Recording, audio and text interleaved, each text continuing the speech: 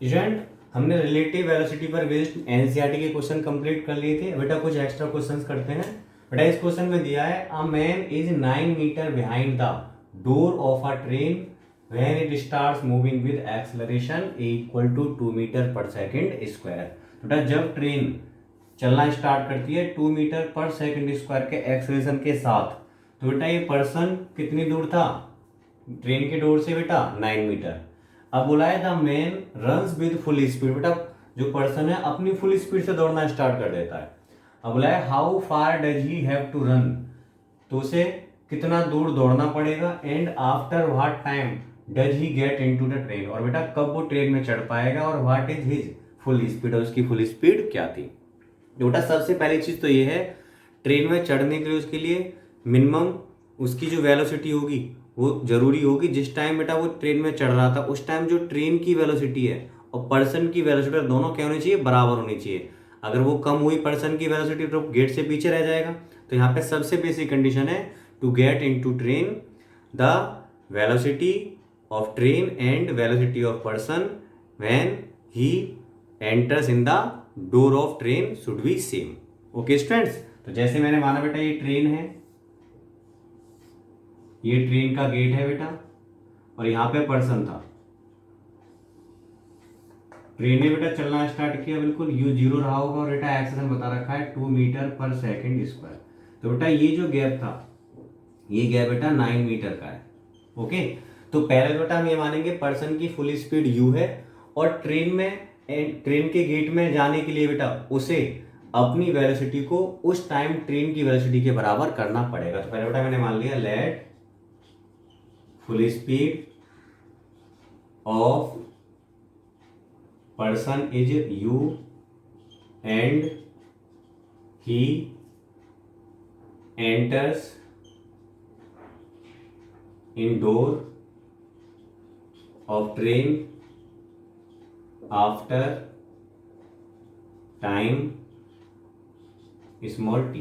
तो बेटा पहले तो ट्रेन को कैच करने के लिए पर्सन की वेलोसिटी टाइम टी पर और ट्रेन की वेलोसिटी बराबर होनी चाहिए। तो हम कह सकते हैं to get into train velocity of person at time t equal to velocity of train at time t. बेटा ये होना चाहिए। तो बेटा पर्सन तो अपना फुल स्पीड से दौड़ ही रहा है, तो उसकी स्पीड तो बेटा टाइम टी पर भी यू होगी। लेकिन ट्रेन की बात करें बेटा, यहाँ पे 21 मोशन लगेगी। तो हम जानते हैं कि बेटा किसी भी टाइम पर अगर मुझे वेलोसिटी निकालो बेटा क्या होगा? b equal to u plus a t. तो बेटा u कितना था इसके लिए? ट्रेन के लिए 0, प्लस बेटा एक्सेलरेशन कितना है 2, और बेटा टाइम कितना है t पे मान रखा है बेटा। तो इसका मतलब u को बेटा कितना यूज कर सकते हैं? 2t के बराबर। Okay students, now pause the video and note it down. अब बेटा इसके बाद बात करते हैं। अब बेटा यहाँ पे मैं इस प्रॉब्लम को थोड़ा आसान बना रहा हूँ, इट मींस मैं रिलेटिव वेलोसिटी का यूज करना चाह रहा हूँ। तो बेटा अब मैं सारी मोशन को पर्सन के लिए ले रहा हूँ, किसके रेस्पेक्ट में? ट्रेन की। तो for man with respect to train. तो बेटा बताओ इनिशियल वेलोसिटी क्या होगी? तो initial velocity of man with respect to train, it means initial velocity of man minus initial velocity of train. तो बेटा मैन की इनिशियल वेलोसिटी अभी आपने निकाली है 2t थी, क्या एक बार u लिख दो, u और बेटा ट्रेन की 0 थी शुरुआत में, तो बेटा ये निकल कर आया 2t के बराबर। ओके स्टूडेंट, तो हमें u मिल चुका है।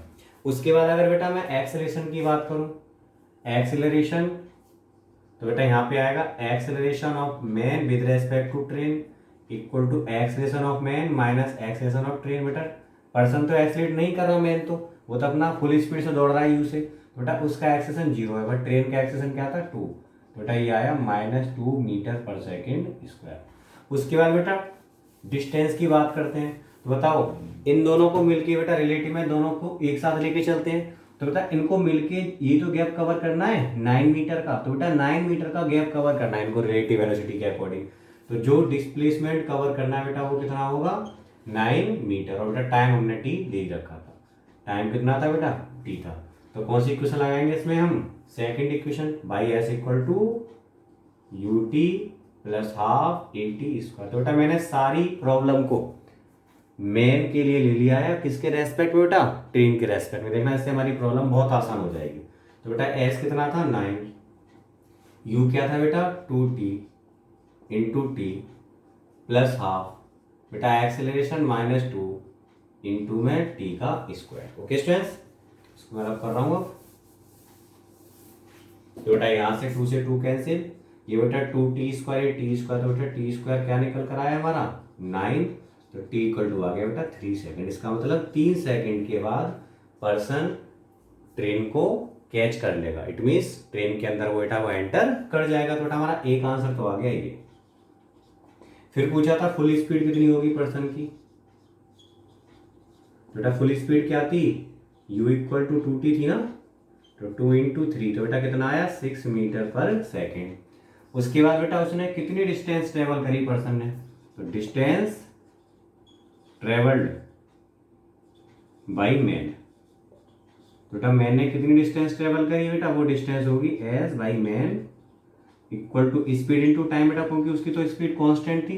तो जब स्पीड कांस्टेंट हो, कोई एक्सेशन ना हो, तो सिंपल फॉर्मूला होता है स्पीड इंटू टाइम। अब बेटा मैं खाली पर्सन की बात कर रहा हूँ, मैन की बात कर रहा हूँ, अब रिलेट भी नहीं रहा ये। यहाँ पे पूछा है कि मैन ने ट्रेन के अंदर एंटर करने के लिए कितनी डिस्टेंस ट्रेवल करी होगी, तो बेटा वो कितनी स्पीड से दौड़ रहा था, फुल स्पीड यू से, कितने टाइम में एंटर किया था टी में। बेटा यू खुद किसके बराबर था 2t इंटू टी, तो बेटा 2t स्क्वायर हो गया, 2 इंटू बेटा टी की वैल्यू हमने 3 निकाली है इंटू 3, तो बेटा उसे कितना चलना पड़ेगा ट्रेन में एंटर करने के लिए 18 metre. Okay students, now pause the video and note it down.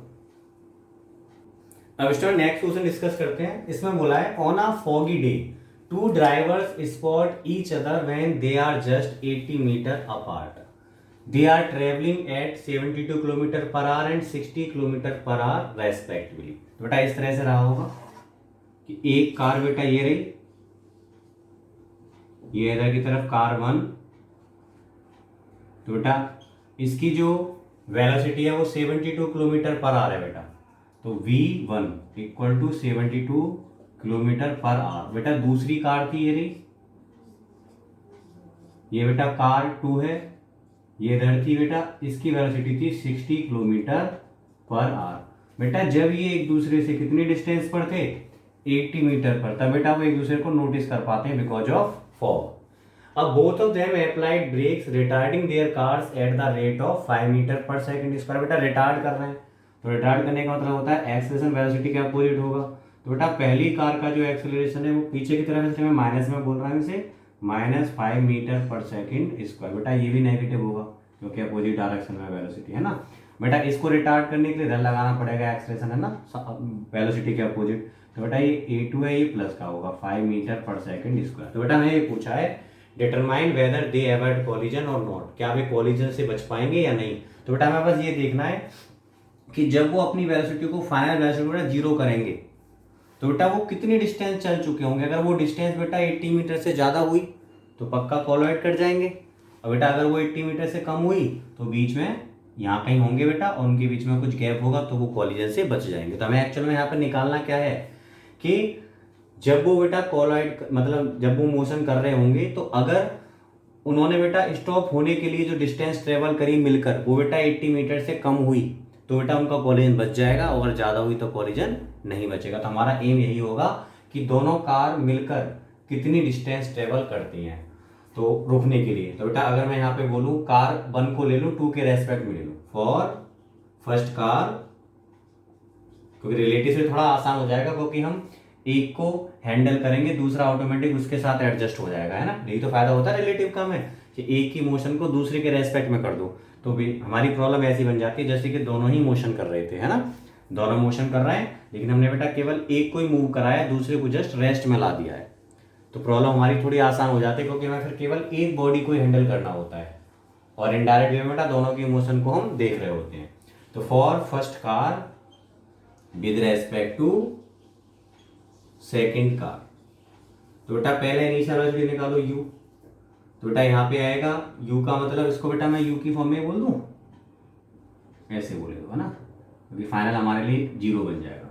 तो बेटा ये हो जाएगा u of 1 with respect to 2, तो u1 माइनस u2, तो बेटा u1 था हमारा 72 माइनस u2 था -60, तो बेटा कितना हुआ है टोटल मिलकर 132 किलोमीटर पर आवर। बेटा इसको मीटर पर सेकंड में कन्वर्ट कर लें, इनटू में 5/18, तो बेटा ये कैंसिल हो सकता है, 3 से हो जाएगा कैंसिल, बेटा यहाँ से करेंगे कैंसिल तो ये आएगा 3 4 जा 44 इंटू नीचे बेटा 6 आ जाएगा, एक बार काट लो से 2 3 जा 22, तो बेटा ये आया 110/3 मीटर पर सेकेंड।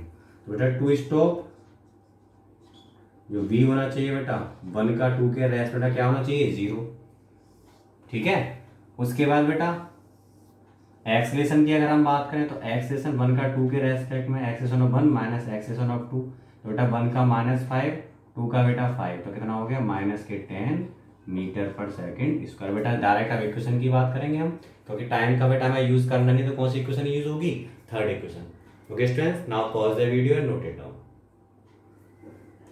अब बेटा इसमें आगे बढ़ते हैं, तो by b square equal to u square plus 2a, बेटा मेरा टारगेट है एस को निकालना, तो v तो 0 है, u कितना है बेटा 110/3 इंटू 110/3 प्लस 2 बेटा एक्सेलरेशन माइनस का 10 है इंटू में बेटा s, तो यहाँ से जो हमारा s निकल कर आया 110 इंटू 110/9, और बेटा यहाँ से जो s निकालेंगे तो 20 कहाँ जाएगा, अपॉन में थोड़ा डायरेक्ट कर रहा हूँ, एक बार चलो लिख लो इसे, तो 20s इक्वल टू 110 इंटू 110/9, तो बेटा अपॉन में क्या आ जाएगा, यहाँ से 20 आ जाएगा बेटा, ये कैंसिल, तो ये कितना हुआ ऊपर 1210/18। ओके बेटा इसको डिवाइड करते हैं हम, देखते हैं डिवाइड करके कितना आता है। बेटा डिवाइड करके ये 67.2 आएगा meter, which is less than, बेटा किससे छोटा है, इससे जो उनके बीच की डिस्टेंस थी 80 meter, so collision will be averted, तो बेटा बच जाएगा collision. Okay okay students, now pause the video and note it down.